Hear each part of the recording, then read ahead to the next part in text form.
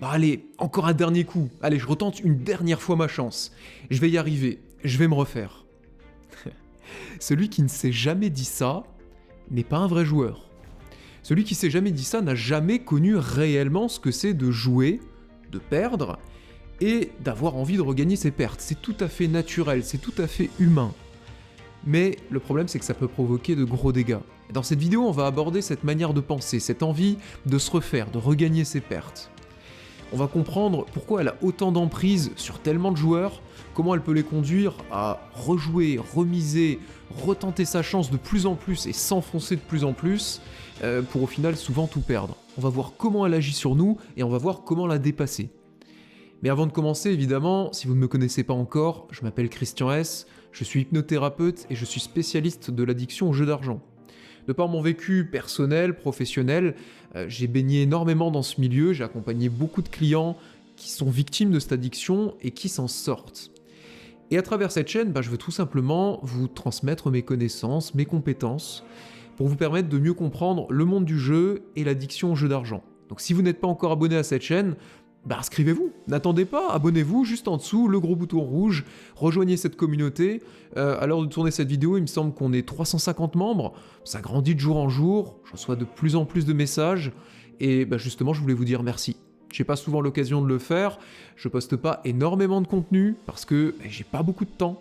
Ça prend du temps de construire des vidéos qualitatives, je veux pas faire de la quantité, moi ce qui m'intéresse c'est de la qualité. C'est de vous offrir les clés pour une meilleure compréhension de tout ce qui touche au jeu d'argent et au comportement d'addiction qui y sont associés, et vous permettre d'avoir un autre regard dessus, et pourquoi pas un autre comportement. Alors premièrement, commençons par comprendre le mécanisme. Quand je joue, c'est moi qui joue. Donc quand je perds, c'est moi qui perds. Perdre, c'est une blessure à l'ego. Ça atteint nos compétences, on a tendance à se dire que c'est quelque part de notre faute, on a tendance à se dire qu'on n'a pas assez bien joué, qu'on n'a pas assez anticipé. Donc on ressent quelque part de la frustration, on s'en veut. On peut ressentir aussi de la culpabilité après coup, à se dire mais j'aurais pas dû jouer autant, j'aurais dû jouer différemment, j'aurais dû m'écouter. Donc on peut ressentir cette culpabilité, on peut ressentir aussi, à force de culpabilité et de colère, un certain dégoût pour notre comportement, un certain dégoût pour notre manière d'agir. Donc c'est pas mal d'émotions négatives qui sont mélangées à travers ce fait de perdre. Sauf que tant qu'on n'a pas arrêté de jouer, on n'a pas réellement perdu. Si vous commencez une session de jeu et que vous jouez 100 €, vous les perdez. Vous rejouez 200 €, vous les perdez, vous êtes à moins 300. Mais si vous arrêtez là tout de suite, vous partez, vous allez manger une glace et vous promenez, vous avez perdu 300 €. Mais si vous retentez votre chance, et que vous remettez 200, 300, 500 €, qu'importe, ces 300 €, ils sont pas encore perdus réellement, ils font partie de la session de jeu.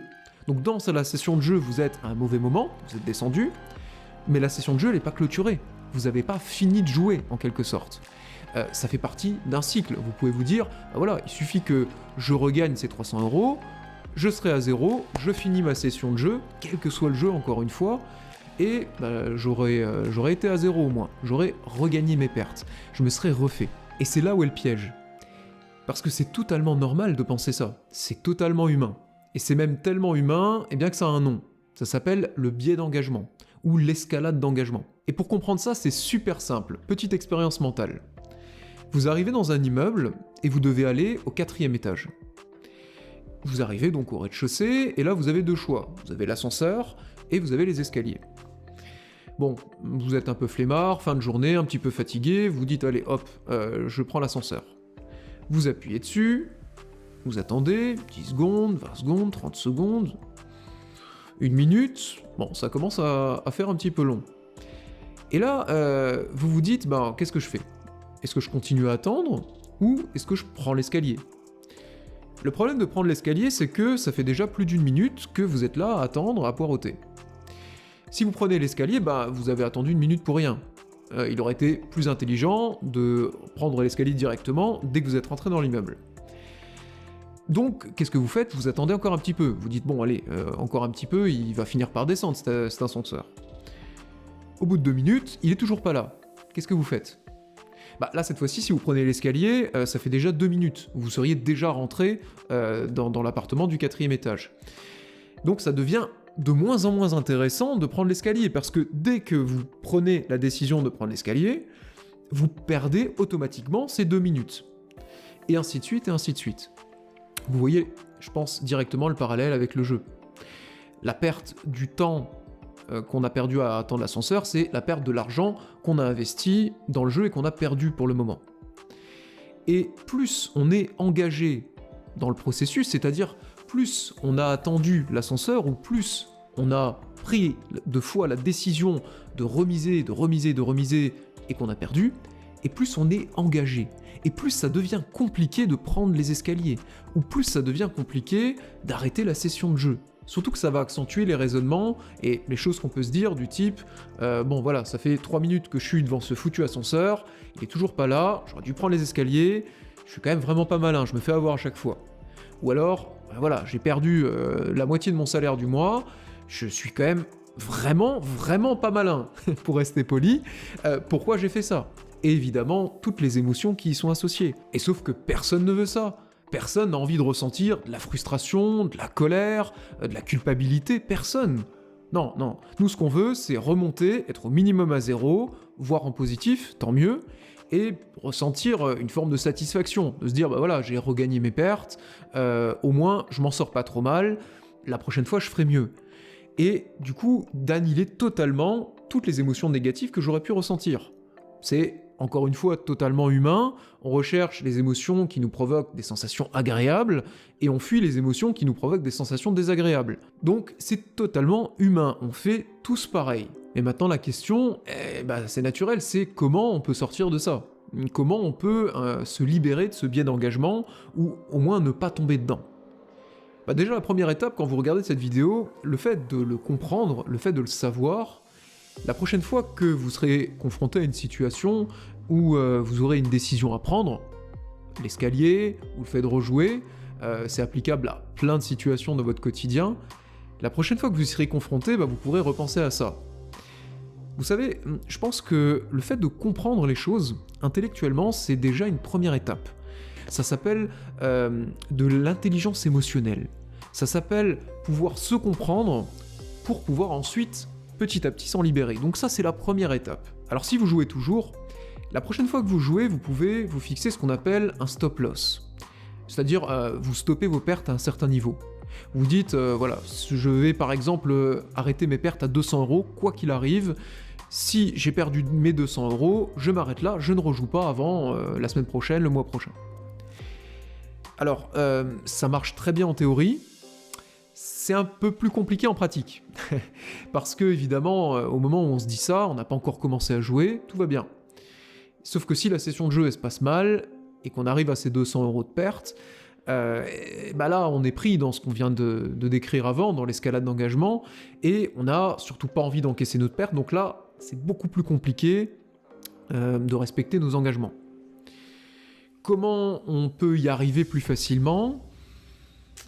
J'ai pas de baguette magique, encore une fois, je le dis souvent à mes clients, j'ai pas de trucs comme ça, fantastiques pour sauter tous les problèmes et contourner les mécanismes humains, des choses qui sont ancrées en vous, en nous, parce qu'on est humain, on fonctionne d'une certaine manière, et on peut pas désapprendre des choses qui sont profondément ancrées en nous, comme ça d'un coup de baguette magique. Mais évidemment, c'est possible à travers un travail thérapeutique, à travers un accompagnement. De changer de comportement, de changer de manière de voir, de vivre les choses, bien sûr que c'est possible, sinon j'aurais pas de travail.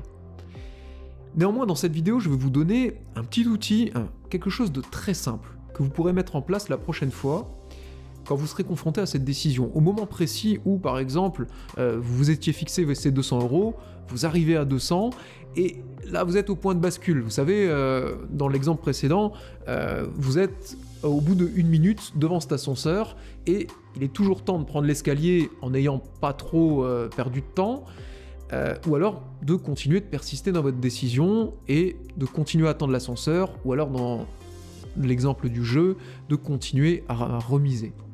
Et donc du coup dépasser votre engagement initial d'arrêt des pertes.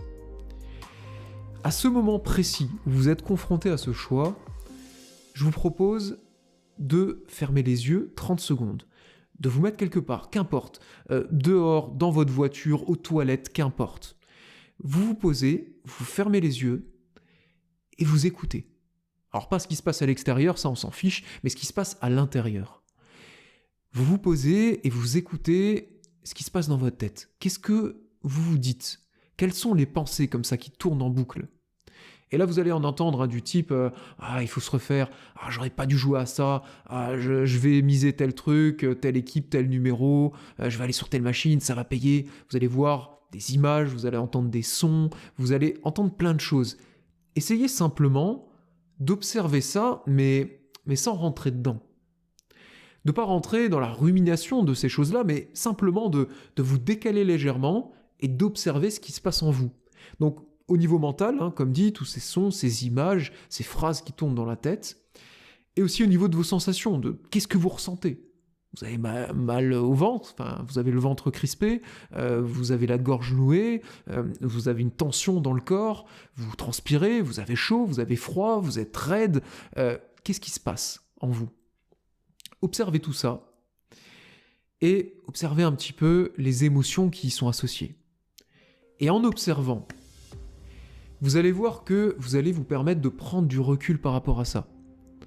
En observant ces petites phrases-là qui tournent dans votre tête, vous allez pouvoir vous en détacher. Alors pas complètement, évidemment, ça fait partie de vous.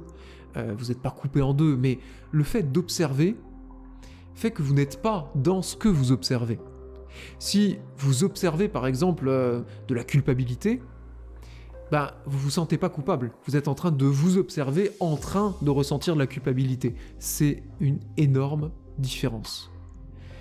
Donc, c'est quelque chose qui paraît basique, de très simple. On se dit, le conseil ultime, c'est de fermer les yeux et de rien faire.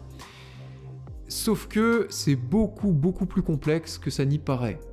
C'est simple à mettre en œuvre, mais ça a d'énormes conséquences. Sauf que là, pour le coup, c'est des conséquences positives.